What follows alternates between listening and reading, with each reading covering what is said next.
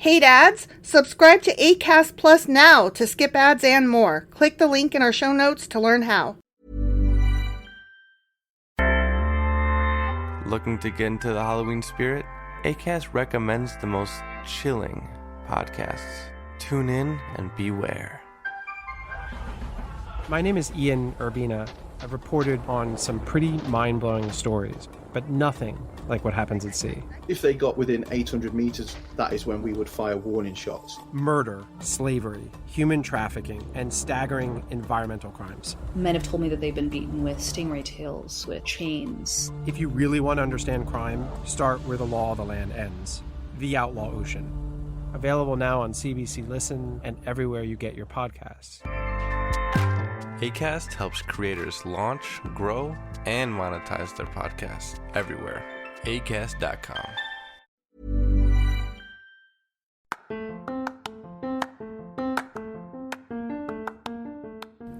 Welcome to Sacrilegious Discourse. I'm husband. And I'm wife. Together, we're reading the Bible for the very first time.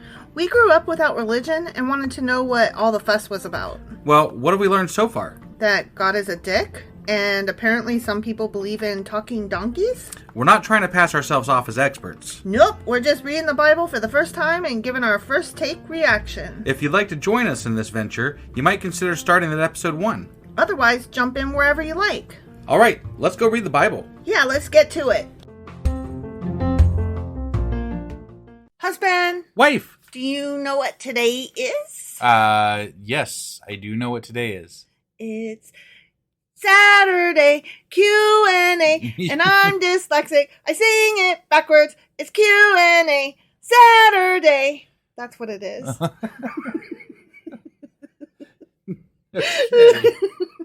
Yeah, that's what it is. I was just saying that I keep switching You my did, fucking and then words you fucking around. did it right off the bat. Yeah. Good job. Good job. stuff. Good Yeah. stuff. All Sorry, right, guys. so what are we Q&Aing today? There wasn't a whole heck of a lot because we've already done this. So, you know, from First and Second right. Samuel or whatever. Yeah. So, But what chapters were we going over? We're going over First Chronicles Chapters 11 through 15. Okay.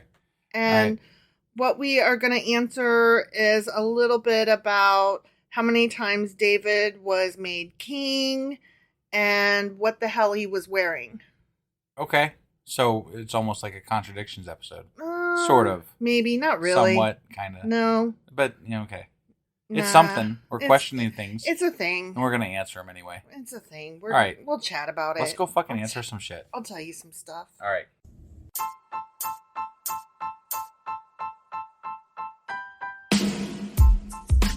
Hey, wife. Yes, husband. Did you know that we are now on Patreon? Yes, because you told me, but also, no, tell me more. So we're on Patreon now. Are we? We are, and our supporters can go there and support us, and we have multiple levels all the way up to You Killed God. That sounds really drastic and escalated quickly-ish. Well, no, there's multiple levels before there, so it escalates on a sliding scale of, cheap to not cheap. Oh. But, we can definitely use any amount, so, any support is always appreciated. So what exactly is Patreon? It's a place where you can show your support for our podcast. And just our podcast? Any podcast or any performer. But, we're the ones that, you're listening to right now. So maybe you should, support us. That'd be awesome. That would be awesome. But we love you anyway. So all you got to do is go to Patreon, look up Sacrilegious Discourse. It's actually patreon.com/sacrilegious discourse is our actual main page there. So head on over and send us some love. Yeah.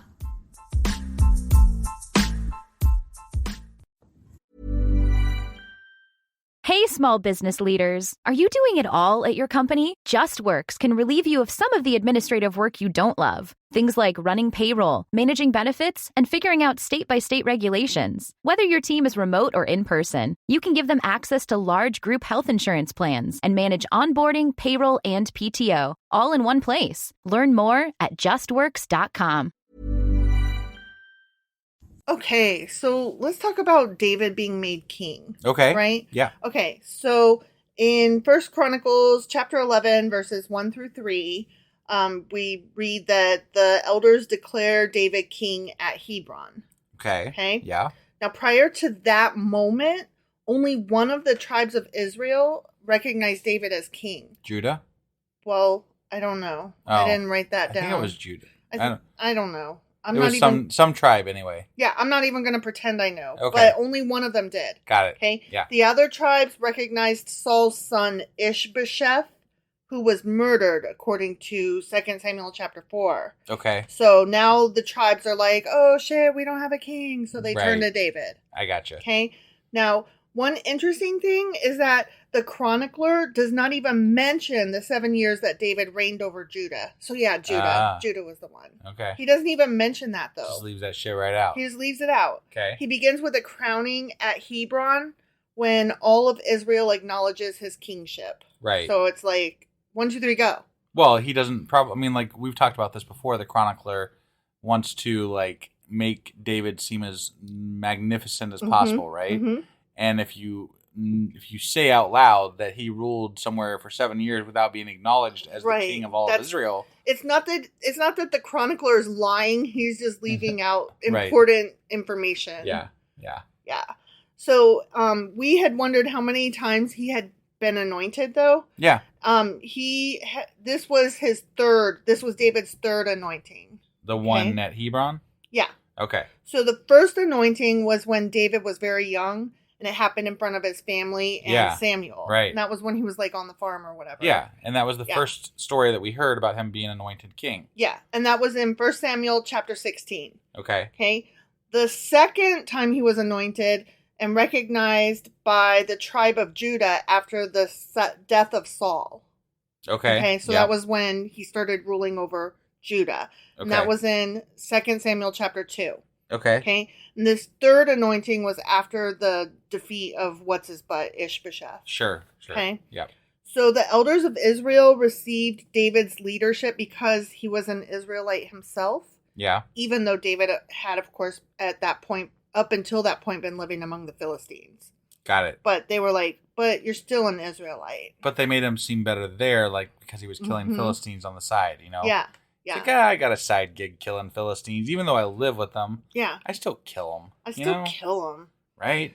So David and all of Israel went to Jerusalem. Okay? Yep. All of Israel. All of Israel. Yeah.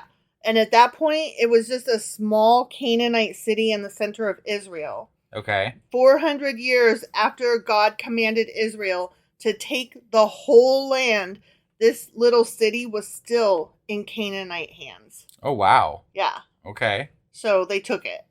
Oh, so this is when they took it. Yeah, this is when they took it. Oh, okay. Okay. Yep. So because of its location, Jerusalem was an easily defended city. Got it. That made the Jebusites overconfident, and then David and his men took the stronghold of Zion. Well, it's that, and it's David.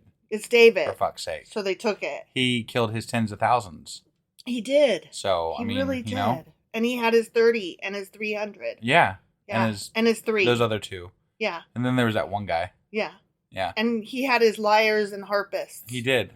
But not a saxophone player. Sometimes he had clothes. And cymbals. And sometimes he didn't. Yep. Jerusalem became the capital city of David's kingdom, which was good as it had no prior tribal association, and therefore it was good for a unified Israel. Gotcha. And the geography of the city made it easy to defend against a hostile army. But obviously this didn't hold up because there was a bunch of, like Right. a slew of fucking shitty kings after this. Right, exactly. So, and then there was the exile. So, like, oops. But until that happened, it was a really good spot. Right. So, about his clothing and what he was wearing when he danced his little ding-dong self into the city. Yeah. Right? Yeah. So, the difference is that where we read it earlier in either, I don't remember if it was 1st or 2nd Samuel, Sure. but it was the book of Samuel. Yeah. Okay? We thought he was naked except for his ephod. Right. Right? Yeah. And then in this one, it says he had vestments and you know, his robes and Right. clothes and stuff. Yeah. Right?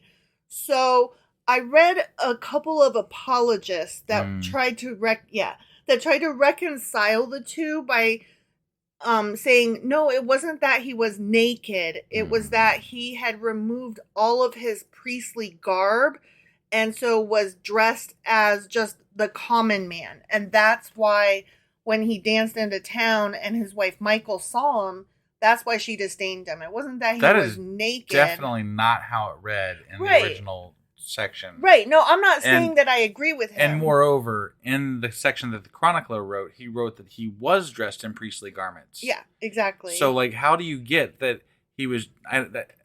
there's still, regardless of how you look at this, there are still two separate fucking stories. They are. And in one, the answer is he was naked. He was naked except for his ephod. Because they did mention he was wearing his ephod. Yes. But I will take David was naked for 200, Alex. Yes. And he was. Yes. Except Alex is dead. Oh, so, yeah, I forgot about that. Sorry. Ouch. Sorry, Alex. Yeah. That was not a... I forgot. Because Alex was my whole life growing up. We just always will say Alex. Yeah. I don't care who the new host is. I don't even know who the new host is.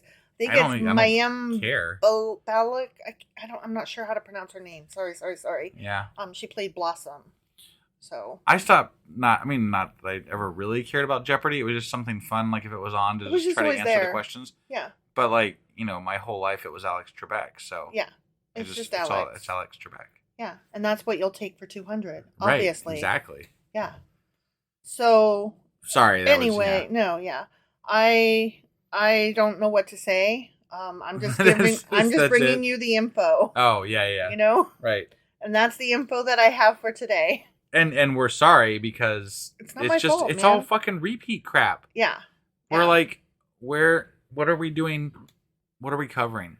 So that's why I tried to do a little bit of rabbit holing. Yeah. And even at that, this is all I could come up with that sounded interesting in such a way to talk about. Got it. Oh my gosh. Our googly thing is making an odd noise. Something is disconnected from the internet. Whoa, it's making a scary noise. It is. Okay, well, on that note, we gotta go. We gotta go, guys. Our internet's flashing. And our cat's freaked out, actually. Oh my god. Interesting. What is happening? Oh no, we gotta go check this out. Okay, bye. We'll report back later.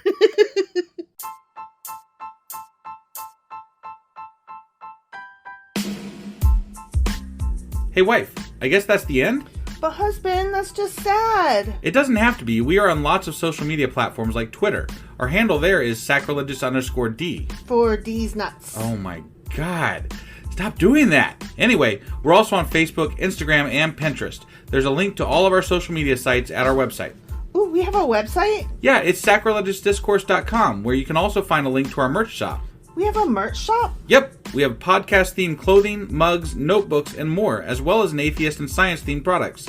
Wow, our fans should really go check that out right now. Definitely. They can get in touch with us by sending an email to sacrilegiousdiscourse@gmail.com. But before they do that, we could really use some help. Oh yeah? With what? Well, it's not free running the podcast, and we need some financial support in order to get better equipment, which will free up time so we can concentrate on our podcast and our fans. Okay, so what should they do? Head over to patreon.com/sacrilegiousdiscourse and sign up as a contributor on our podcast. Supporters there receive additional bi-weekly episodes that we record just for our Patreon members for as little as $2 a month. Also, we'd really appreciate it if you would like and subscribe on whatever platform you're using. And Apple Podcast reviews help us out tremendously. Like and subscribe. Leave an Apple review. Join us on Twitter. Support us on Patreon. That's a lot of instructions. Don't forget to say thanks. Thanks. Okay, bye.